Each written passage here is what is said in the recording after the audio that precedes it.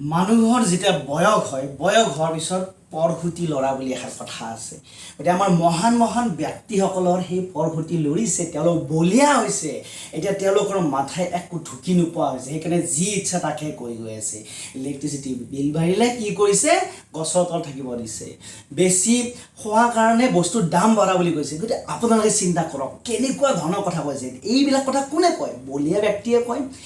আজি যোৱাকালি এটা ঘটনা ঘটিছে মালিগাঁৱৰ এই ব্ৰিজ ফ্লাইঅভাৰৰ ওপৰৰ পৰা কিবা লোহাৰ বস্তু পৰি পেলাই মানুহ আহত হৈ আইচিউত ভৰ্তি হৈছে সেইদিনা এই হাতীগাঁৱৰ ৰাস্তাত ছোৱালী এজনী ঢুকাই থাকিল মেন হ'লৰ কাৰণে এইবিলাক কথা আমি যদি অপ'জ কৰিব যে আকৌ কিবা নহয় কিবা এটা উল্টা পুল্টা কথা ক'ব আমি অপ'জ কৰি লাভ নাই গাইজ এই মহান ব্যক্তিসকলে যি ইচ্ছা যি কয় তাকেই হ'ব তাকে তেওঁলোকৰ মতে আমি চলিব লাগিব সেইকাৰণে মই কৈছোঁ আমি সজাগ হওঁ ৰাইজ মই যেতিয়া মালিগাঁৱৰ ৰাস্তাৰে আহোঁ তেতিয়া ওপৰৰ ফালে এবাৰ চাই আহোঁ যে কিবা পৰে নেকি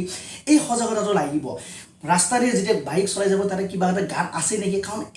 এইখন চৰকাৰৰ সময়ত যি টি হ'ব পাৰে যি টি ঘটনা ঘটিব পাৰে গতিকে আপোনালোকে ৰাইজ সাৱধান হওক যে সদায় খোজ কাঢ়োঁতে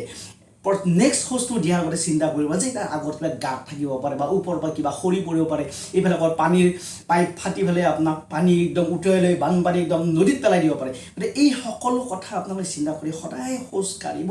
আৰু নিজকে নিজৰ কথাই ভাবিব বেলেগ কথা বাদ দিয়ক বেলেগ কথা ভাবি লাভ নাই নহ'লে আমি ইয়াতে জীয়াই থকাটো সম্ভৱ নহ'বই সেয়ে কৈছোঁ সদায় চিন্তা কৰি সজাগ হওঁ ৰাইজ আমি প্ৰতিটো খোজতে প্ৰতিটো কামতে আমি কি কৰিব লাগে চিন্তা কৰি পেলাইহে আগবাঢ়ি যাব লাগিব